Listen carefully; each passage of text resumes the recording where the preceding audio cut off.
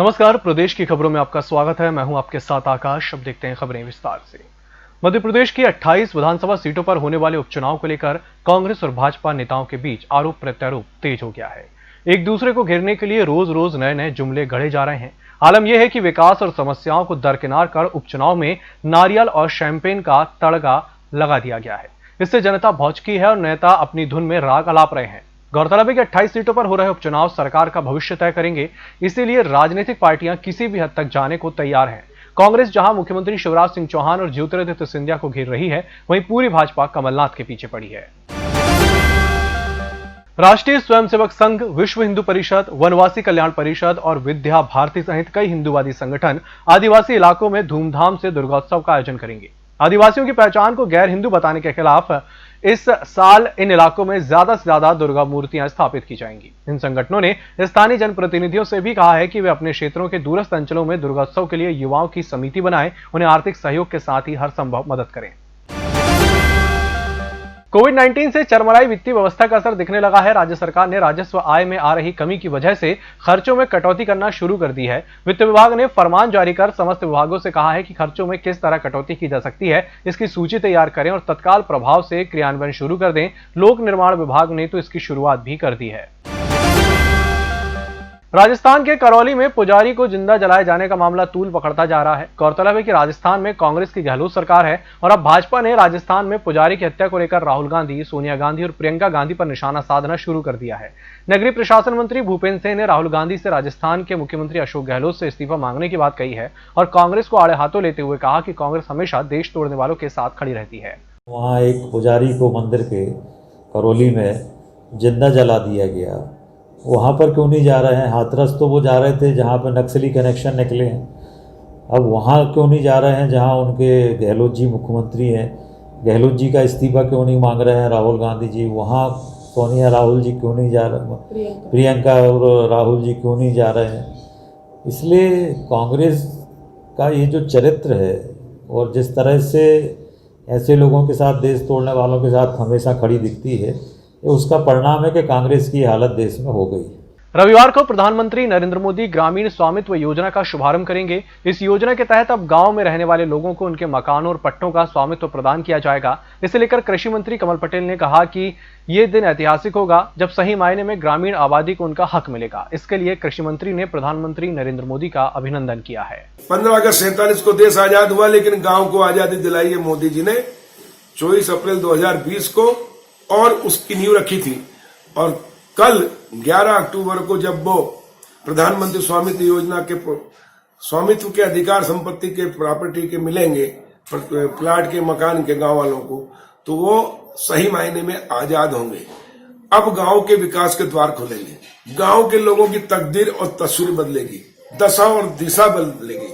अब गांव और किसान और मजदूर, गांव का व्यक्ति आत्मनिर्भर होगा, और जब गांव का व्यक्ति आत्मनिर्भर होगा, किसान आत्मनिर्भर होगा, तो देश आत्मनिर्भर होगा और भारत शक्तिशाली, समृद्धशाली और वैभवशाली बनेगा। कांग्रेस ने 50 साल गांधी जी के नाम पर राज किया, लेकिन गांधी जी के सपनों को साकार नहीं किया। अगर गांधी जी के सपनों को किसी ने साकार किया है तो वो हमारे लाडले प्रधानमंत्री नरेंद्र मोदी जी। शिवपुरी के दौरे पर पूर्व राज्यसभा सांसद प्रभात झा ने पत्रकारों से चर्चा में कहा कि इतना बड़ा मजाक मैंने आज तक नहीं सुना। प्रभात झा ने कहा कि आप अपने यहाँ पर इन्हें रख नहीं पाए तो आप इन्हें बिकाऊ कहने लगे। प्रभात झा ने कहा कि कमलनाथ बताएं कि मैं प्रदेश के 28 में से कौन सी सीट जीत रहे हैं। प्रभात झा ने कांग्रेस की गुटबाजी पर निशाना साधते हुए कहा कि आज इकलौता नेता बनकर कमलनाथ ही कांग्रेस को चला रहे हैं। इतना बड़ा मजाक मैंने कभी सुना नहीं। हाँ, आपके घर में रहे तो आप टिकाऊ रख नहीं पाए, हम हमारे यहाँ आ गए तो बिकाऊ कहने लगा। एकदम निराधार। और मैं कमलनाथ जी को चुनौती देता हूँ कि आप 28 में से कौन सी सीट जीत रहे हैं, मुझे आज बताइए, घोषणा करिए, 10 नवंबर को बात करें। साथ ही उन्होंने कहा कि केवल इकलौते नेता बनकर कमलनाथ घूम रहे हैं और दूसरे नेताओं को कमरे में बंद कर दिया है। संगठन नहीं, नेता नहीं, सबको कमरे में बंद कर दिया। नारे लगा रहे, मैं ठेकेदार, बाकी सब कांग्रेस में बेलदार। साफ साफ बोल रहे हैं। कहाँ सुरेश पचौरी जी, कहाँ दौरा कर रहे हैं अजय सिंह जी, कहाँ दौरा कर रहे हैं दिग्विजय सिंह जी, कहाँ गोविंद सिंह जी, ब्रिजेंद्र सिंह जी, बता दीजिए। कहाँ अजय यादव, अरुण यादव, सॉरी, कहाँ घूम रहे हैं ये लोग? एक इकलौता नेता बनकर पूरी कांग्रेस को, गोविंद सिंह जी को कहा उन्होंने कि मैं आपको बनाऊंगा क्या प्रतिपक्ष का नेता, मैं अध्यक्ष हूं। उपचुनाव की सरगर्मी के बीच सुवासरा में एक सभा में घुटनों के बल बैठे मुख्यमंत्री शिवराज सिंह चौहान की तस्वीर खूब वायरल हो रही है और इसके मायने भी निकाले जा रहे हैं। दरअसल मंदसौर के सुवासरा में मंत्री हरदीप सिंह डंग के समर्थन में सभा करने गए शिवराज मंच पर घुटनों के बल बैठ गए और वोट देने की अपील की थी। उन्होंने कार्यकर्ताओं से भी कहा कि अगर विकास चाहिए तो सरकार बचानी रखनी होगी। शिवराज का यह अंदाज पहली बार सामने आया है। इसी के साथ बुलेटिन वक्त से छोटे से ब्रेक का जल्द हाजिर होंगे। होटल गौरीशी भोपाल शहर के बीचों बीच स्थित ठहरने की सर्व सुविधा युक्त जगह है। Room available in affordable prices और facilities free wifi, AC, TV, parking, security, lift, full sanitized room, toiletry kit. Hotel Gaurishi, hall number 8, Chittor complex, MP Nagar, zone 1, Bhopal. Phone number 7898128620। निष्पक्ष, निर्भीक और विश्वसनीय खबरें देखें सिर्फ EMS टीवी पर। डाउनलोड करें EMS न्यूज ऐप। सत्ता के गलियारों से गांव की गलियों तक देखिए हर खबर अपने मोबाइल पर। डाउनलोड कीजिए EMS न्यूज ऐप। ब्रेक के बाद एक बार फिर से आपका स्वागत और बढ़ते हैं अगली खबर की ओर। प्रदेश की 28 सीटों पर होने वाले विधानसभा उपचुनाव को कांग्रेस MP के भविष्य का चुनाव बता रही है। कांग्रेस उपचुनाव में स्टार प्रचारकों को लेकर एक खास रणनीति भी बना रही है। ज्योतिरादित्य सिंधिया का गढ़ माने जाने वाले ग्वालियर चंबल में सचिन पायलट से प्रचार कराने की योजना है, तो बाकी अन्य सीटों पर कांग्रेस शासित राज्यों के CM भी चुनाव प्रचार के लिए आ सकते हैं।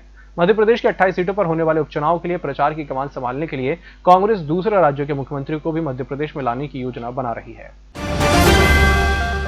जबलपुर जिले के सिहोरा में खितौला थाना प्रभारी गोपाल सिंह जगेत का कोरोना वायरस से निधन हो गया। जान जोखिम में डालकर वे कर्तव्य निर्वहन के दौरान कोरोना वायरस से संक्रमित हो गए थे। 18 सितंबर को उनकी रिपोर्ट कोरोना पॉजिटिव आने के बाद उन्हें जबलपुर के सिटी हॉस्पिटल में भर्ती कराया गया था। इलाज के दौरान शनिवार सुबह करीब 4:30 बजे उनका निधन हो गया।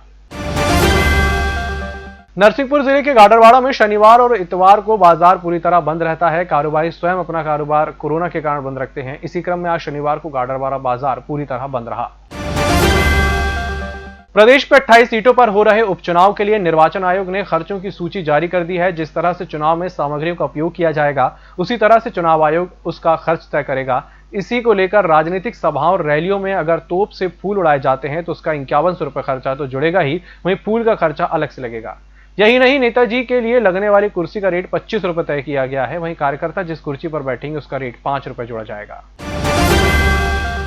मध्य प्रदेश में विधानसभा उपचुनाव में भाषा की मर्यादा लगातार गिर रही है। कांग्रेस के दिग्गज नेता और पूर्व कैबिनेट मंत्री सज्जन सिंह वर्मा ने ज्योतिरादित्य सिंधिया के पिता स्वर्गीय माधवराव सिंधिया को ही गद्दार बता दिया। सज्जन सिंह वर्मा के बयान पर सियासत गर्म हो गई है और बीजेपी ने उन्हें मर्यादा याद दिलाई है। बीजेपी ने सज्जन सिंह वर्मा के बयान की निंदा करते हुए दिवंगत नेताओं की भाषा की मर्यादा रखने की नसीहत दी है। बीजेपी की ओर से बयान जारी कर कहा गया कि दिवंगत नेता स्वर्गीय माधवराव सिंधिया के बारे में कांग्रेस के मन से कांग्रेस के वरिष्ठ नेता पूर्व मंत्री ने जिस प्रकार के विचार व्यक्त किए हैं वो घोर आपत्तिजनक है। राज्य महिला आयोग ने शिवराज सरकार को असंवेदनशील बताया है। आयोग ने सरकार पर महिला अपराधों को लेकर कई सवाल खड़े किए हैं। आयोग के अध्यक्ष शोभा ओझा ने प्रदेश सरकार पर सवाल उठाते हुए कहा कि प्रदेश सरकार असंवेदनशील है। मध्य प्रदेश में पिछले कई दिनों से महिला अपराध बढ़े हैं। 2019 के जो आंकड़े आए हैं जो बताते हैं कि जब शासन प्रशासन संवेदनशील होता है तो अपराध पर लगाम लगती है, लेकिन अब हालात अलग है। पुलिस भी FIR दर्ज नहीं कर रही है। करेरी से एक माता पिता आए हैं जिनकी बेटी की हत्या हुई है, लेकिन पुलिस ने आत्महत्या का मामला दर्ज किया है। दयनीय स्थिति सरकार ने कर रखी है कि महिलाओं के दर भटकने के लिए विवश कर रखा है और उसके न्याय के सभी दरवाजे सरकार ने बंद कर रखे हैं, जो कि बेहद शर्मनाक है। मैं प्रदेश की मुखिया शिवराज सिंह जी से कहना चाहती हूँ कि वो केवल नारे बुलंद ना करें, केवल मामा बनने की ढोंग ना करें, पूरी तरह से ठोस कदम उठाए जिस तरह से पिछली सरकार में कमलनाथ जी ने उठाए थे, जिसकी वजह से महिला अत्याचार रेट में कमी आई थी। ठोस कदम उठाए, पुलिस को संवेदनशील करें, सरकार को संवेदनशील करें और महिला आयोग को अपना काम करने दें। महिलाओं के साथ अत्याचार प्रदेश की ना करें। विधानसभा उपचुनाव को लेकर कांग्रेस और भाजपा के बीच जुबानी जंग तेज हो गई है। पूरा चुनाव 15 महीने की कमलनाथ सरकार बनाम 6 महीने की शिवराज सरकार में तब्दील होता जा रहा है। अब मुख्यमंत्री शिवराज सिंह चौहान के चुनाव प्रचार के दौरान घुटनों के बल बैठने को लेकर कांग्रेसी हमलावर हो गए हैं। पूर्व मंत्री और विधायक जीतू पटवारी ने मुख्यमंत्री पर तंज कसते हुए लिखा है कि लोकतंत्र की हत्या का पाप माना माफ योग्य नहीं है। बीजेपी के कार्यकर्ता भी आपको माफ नहीं करेंगे। सत्ता का लालच, बाप रे बाप। इस बुलेटिन में फिलहाल इतना ही। इसी के साथ मुझे दीजिए इजाजत। नमस्कार।